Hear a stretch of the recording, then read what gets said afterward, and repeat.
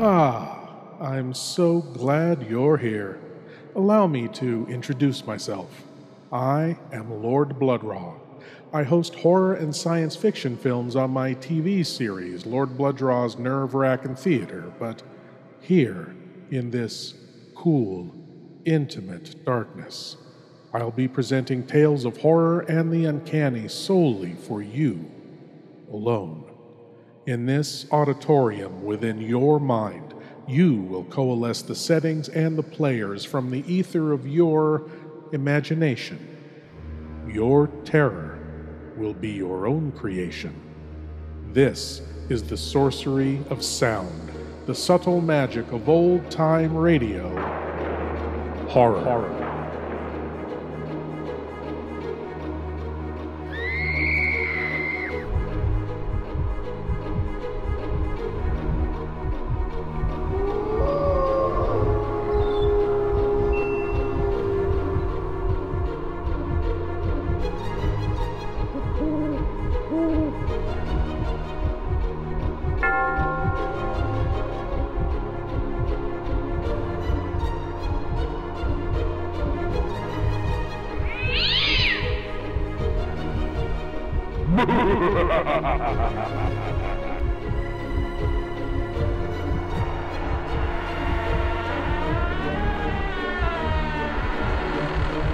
Please leave your eyes at the door.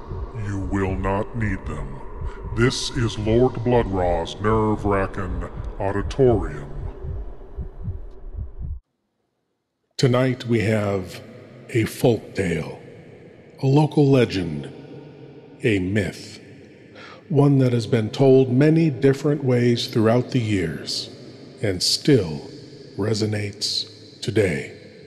From beyond midnight comes the tale, The Man Who Sold His Soul.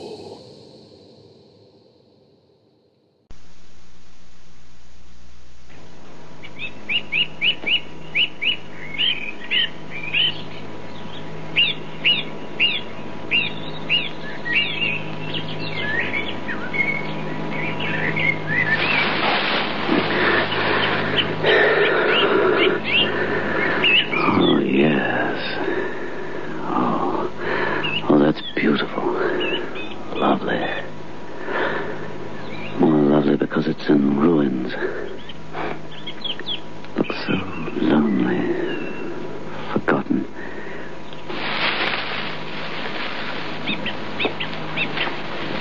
Auditorium. After all this time, the name's still there. Could a place like this ever be built up again, I wonder? No, never. Too far gone. So still, airless. Food for worms. Dead and rotten.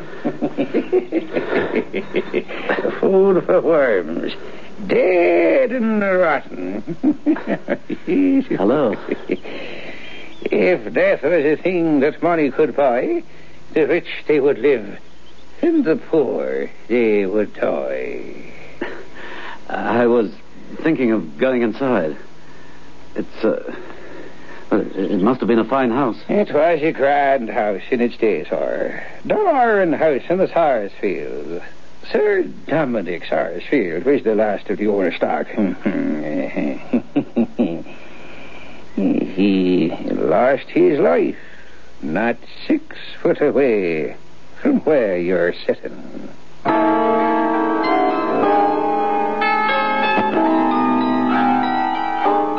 Biotex, the new soak and pre-wash powder, presents Beyond Midnight by Michael McCabe.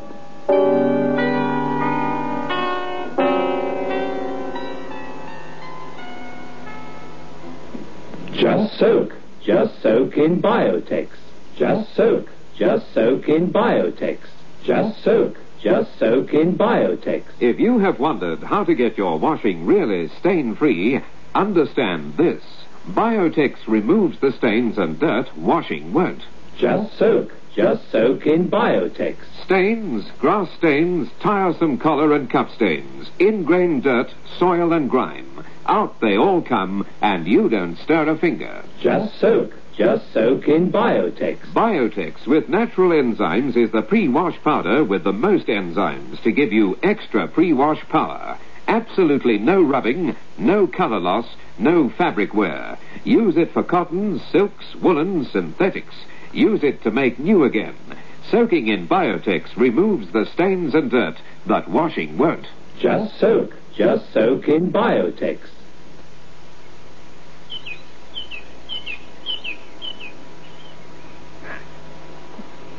Yeah. Hey, do you mind that mark, sir? 7 or 8 feet off the ground, sir. Yes? That's 7 foot off the ground, sir. Maybe 8. And you'll not mind what it is? Well, I dare say not. Unless it's a stain from the weather. Oh, it is nothing so lucky, sir. Nothing so lucky.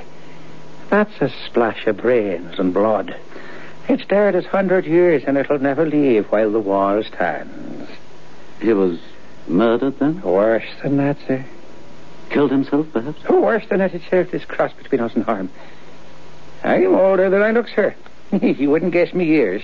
Well, Oh, don't be put out by the hump on me back. It's been there since my birth, and I no longer mind it.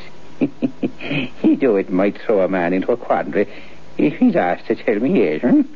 Well, I would say you were 55. Huh? I was 79 last Candlemas. I'm 55, all right. And something at the back of it, too. Well, I can hardly believe it.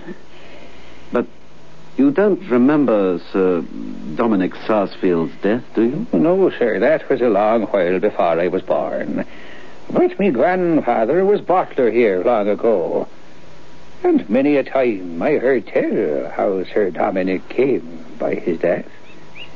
It must have been one of the most beautiful houses in the whole of Ireland in its day. The wind ripped the roof and the rain rotted the timber. And little by little, in 80 years' time, it came to what you see. But I have a liking for it still, for the sake of old times. I never come this way, but I take a look in. I don't wonder you like it, though. Beautiful spot. Never seen such noble trees. I wish you'd seen the Glen when the nuts was ripe. They're the sweetest nuts in all Ireland, I think. You'd fill your pockets while you'll be looking about you. Fine old woods. Gee, Your Honour, the woods about here is nothing to what they were. All the mountains along here was wood when my father was a gossoon, and Maroa wood was the grandest of them all. All oak mostly, and all cut down as bad as the road. Not one left here that's fit to compare with them. Which way did Your Honour come hither? From Limerick? No, Killala. Well, then you passed the ground where Maroa wood was in the former times. You came under Lisnafora, the steep knob of the hill above the village here. 'Twas near that Maroa wood was. And 'twas there Sir Dominic Sarsfield first met the devil, hence is the Lord between us and harm. And a bad meeting it was for him and his. The devil? Aye, the devil. What happened? Sir Dominic and... Sit ye down, Your Honour, and maybe I'll tell a tale that'll make your hair stand up on end. Yes, I'd like to. It was a fine estate when Sir Dominic came to it. Feasting and fiddling, 3/4 for all the fiddlers for many mile around. There was wine by the hogshead for the quality, and beer and cider enough to float a navy for the boys and girls and the likes of me. Oh, there was money, me boyo. There was money. And when Sir Dominic came to power, he set about getting rid of it. Been educated in England, you know, spoke with a lardy-dar tongue. He showed off his dogs and horses, and he travelled in France, and he had a great time of it. And once he was gone merry-making for so long, not a folk heard tell of him for 3 years or more. Though the place was kept, of course, waiting on his return, and my grandfather ran the house attending on Sir Dominic's coming back, you see. And one night, one wild night 'twas apparently, Sir Dominic did come back. There came a rapping on the window, and old Connor Hanlon, the butler, my grandfather, was sitting by the fire, warming his sentence for us. Who knocks there? Who calls?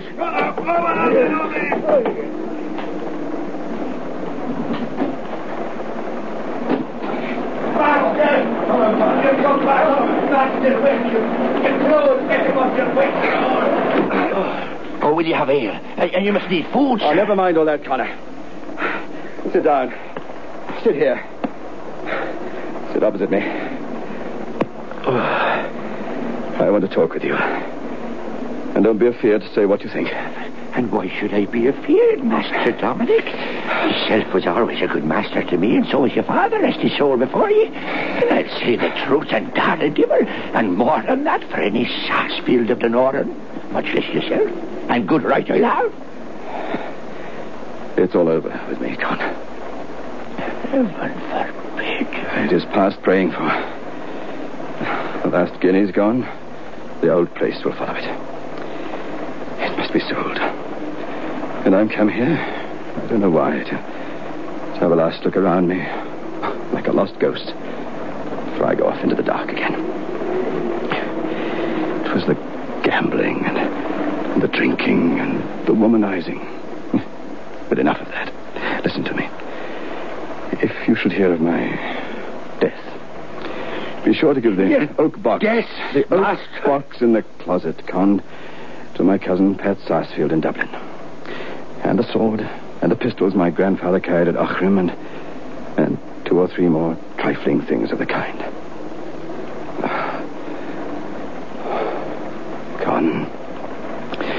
Con, they say if the devil gives you money overnight, you find nothing but a bag full of pebbles, and chips, and nuts in the morning. If I thought he played fair, I'm in the humor to make a bargain with him tonight. Lord forbid. They say the country is full of men enlisting soldiers for the King of France. If I light on one of them, I'll not refuse his offer. How contrary things go. How long is it since Captain Waller and me fought the duel at Newcastle? 6 years, Master. And you broke his thigh with the bullet the first shot. I did, Con. I did. And I wish, instead, it shot me through the heart. Have you any whiskey? Oh, sure.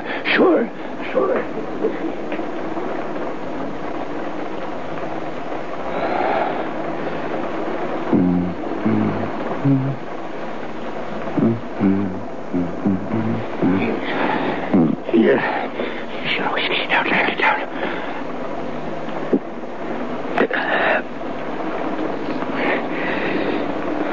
I'll go out and have a look at my horse. Sure, I won't be a minute running out to the stable and seeing to your horse for you myself. I'm not going to the stable. I may as well tell you, for you find it out anyway. I'm going across the deer park.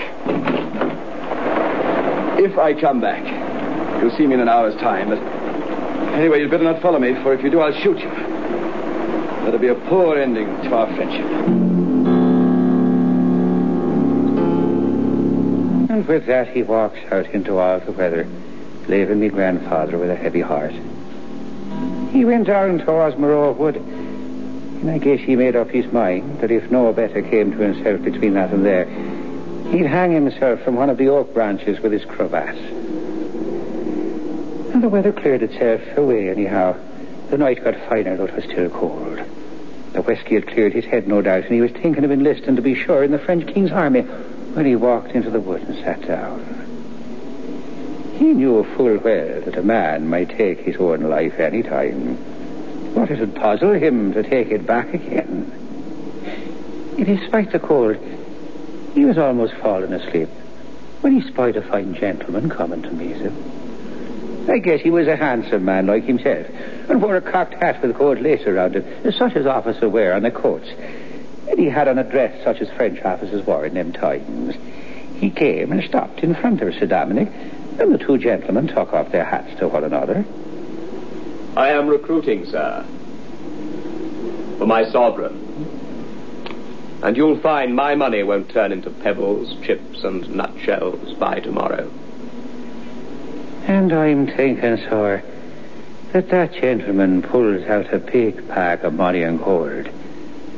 And the minute he sets eyes upon him, Sir Dominic must have felt the very hair stand up straight on his head.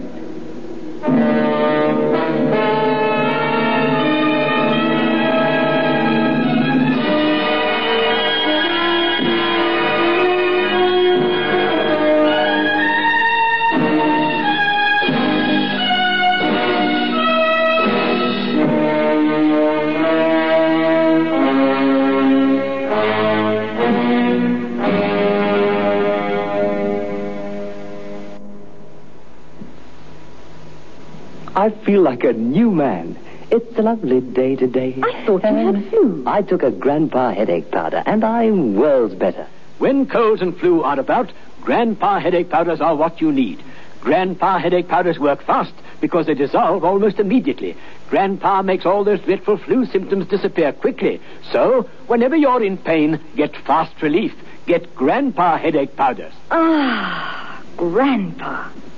Just soak in Biotex. Stains, grass stains, collar and cuff stains, ingrained dirt, soil and grime. Out they come and you don't stir a finger. Just soak in Biotex. Biotex with natural enzymes is the pre-wash powder with the most enzymes to give you extra pre-wash power. Absolutely no rubbing, no color loss, no fabric wear. Soaking in Biotex removes the stains and dirt that washing won't. Just soak in Biotex.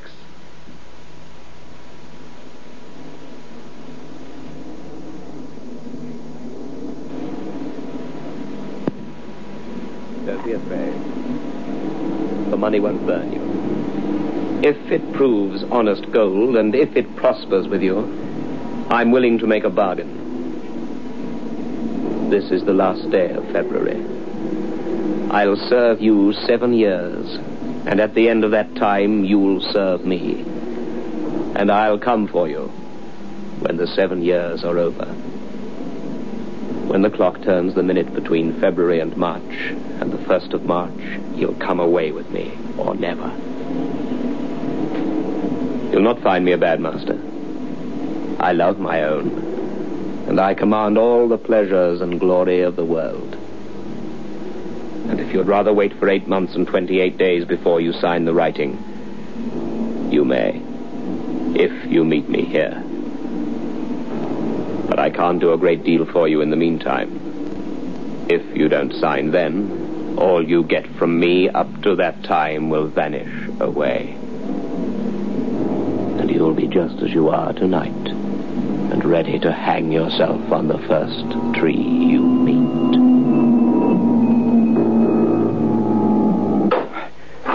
I don't know, Con. What's in it? It's the heaviest load I ever carried. Open it, Con. Open it.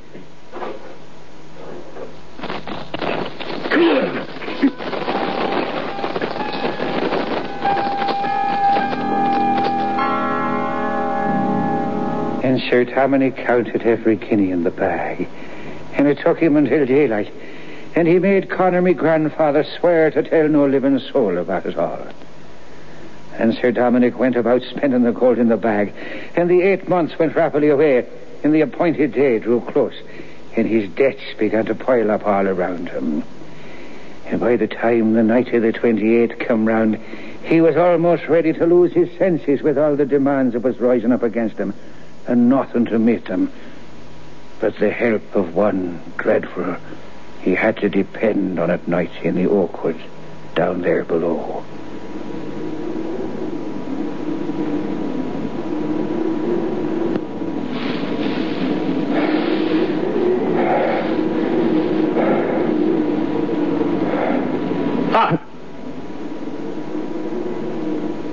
You found the money good, but it was not enough. No matter.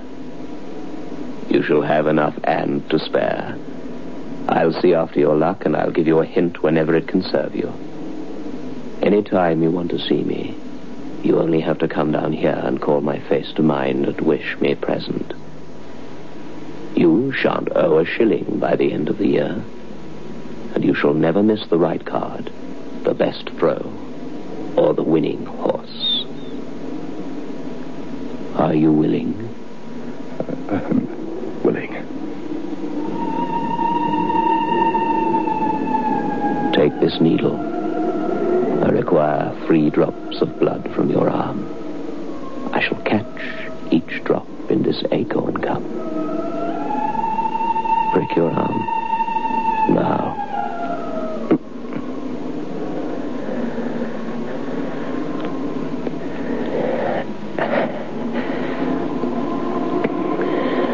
Take this pen. Write again what is written there upon this parchment.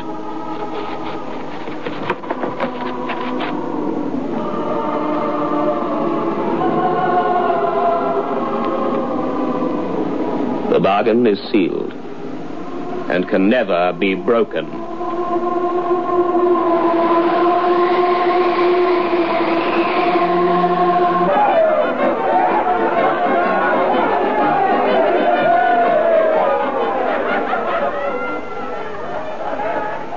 And Sir Dominic was soon out of debt, and he took up his old ways again, and everything was fine.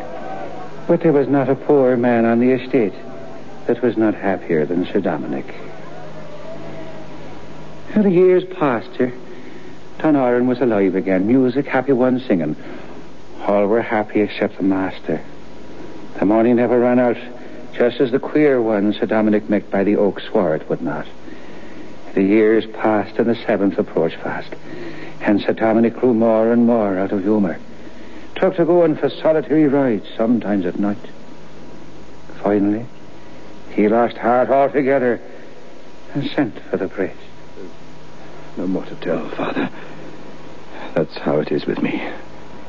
That's how it's been for 6 and more years. I've only 10 months to run now. What can I do, Father? Is there aught? And I've had no idea. No idea. But what, Father? My soul's lost. No. No, I'll tell you what you do. I'll tell you. 10 months, you say? 10 months to run. You must give over dicing, and you must give over swearing and drinking and all bad company. You must live a virtuous life, a steady, blameless life, until the 7 years bargain is out. You must live as if in retreat. Oh, Dominic, for money, for good luck and dross. You're soul, man. I wish I'd never been born. Never say that. The months went quickly, and Sir Dominic lived a blameless life. Not a curse passed his lips, not a dice did he throw, not a wild dance did he lead. Never looked at a loose woman. And you may guess he felt queer enough when the morning of the 28th of February came. The priest came again by appointment, and for hours they prayed together till the clock struck 12. Sir Dominic and his reverence were together in the room, you see, and kept up their prayers till the clock struck 12, and an end of February for that year.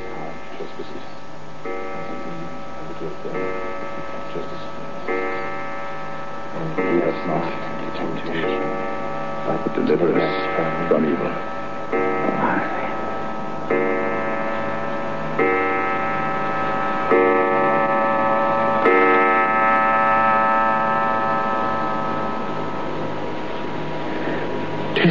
Finished, Father. 'Tis out. 'Tis out, Father. It's out. It's out. It's out. So now Sir Dominic thought he might as well have a pleasant evening. After all, he's fasted and praying. And he sent round a half a dozen of his neighbouring gentlemen to come and dine with him.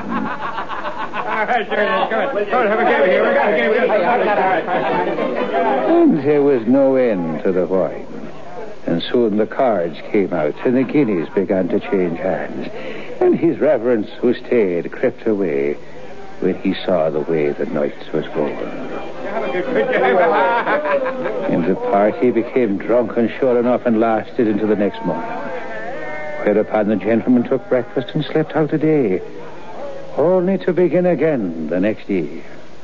All right, now let's play up again now, lads. I never had it. Gentlemen! A toast, gentlemen! Please, quiet! Gentlemen, a toast to the best 1st of March I ever sat down upon with my friends. It ain't the 1st of March. What? It ain't the 1st of March. What is it, then? 'Tis the 29th of February. Leap year. What? No! It can't be. Say it's not!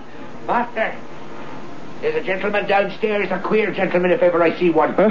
Tell your master, says he, in as awful a voice as I ever did hear. Tell your master that I'm here by appointment. And expect him downstairs by appointment. What's it all about? No!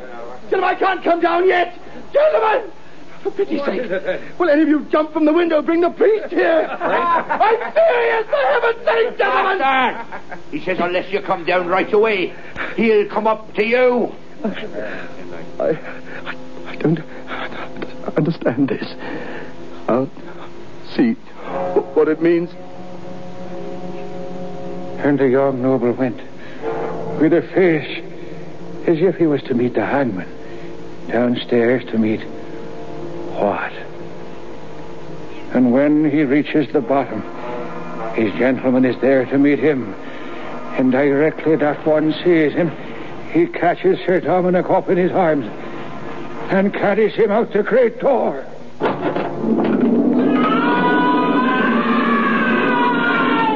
Master Dominic! And the queer one carries Sir Dominic outside and whirls him round high with the strength of a beast and crashes his head upon the wall.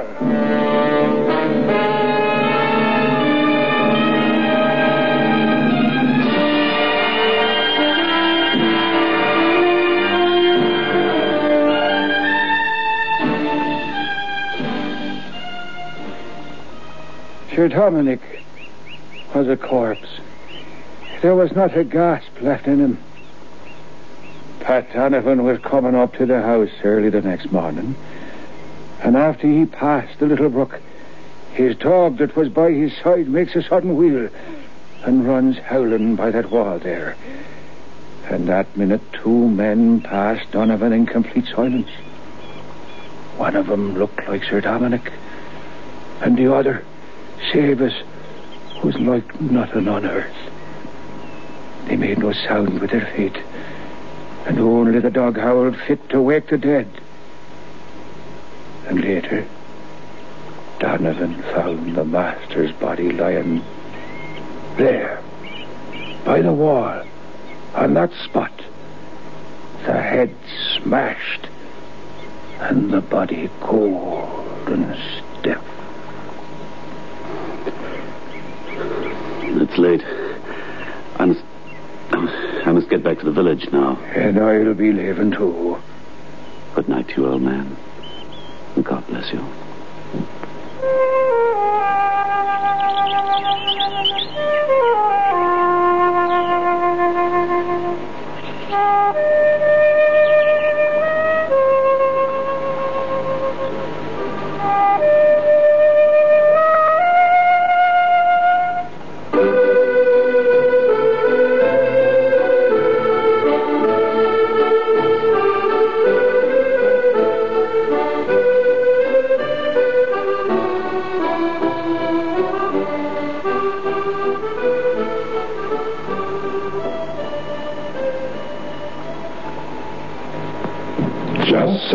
Just soak in Biotex. Just soak in Biotex. Just soak in Biotex. If you have wondered how to get your washing really stain-free, understand this. Biotex removes the stains and dirt washing won't. Just Just soak in Biotex. Stains, grass stains, tiresome collar and cup stains, ingrained dirt, soil and grime. Out they all come, and you don't stir a finger. Just soak in Biotex. Biotex with natural enzymes is the pre-wash powder with the most enzymes to give you extra pre-wash power. Absolutely no rubbing, no color loss, no fabric wear. Use it for cottons, silks, woolens, synthetics. Use it to make new again. Soaking in Biotex removes the stains and dirt that washing won't. Just soak in Biotex. Beyond Midnight is presented every Friday night at 9:30 by Biotex, the new soak and pre-wash powder.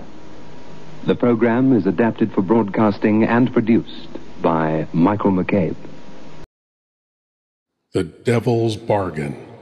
A few years of riches, luxury, good wine, fast times, and unbeatable luck.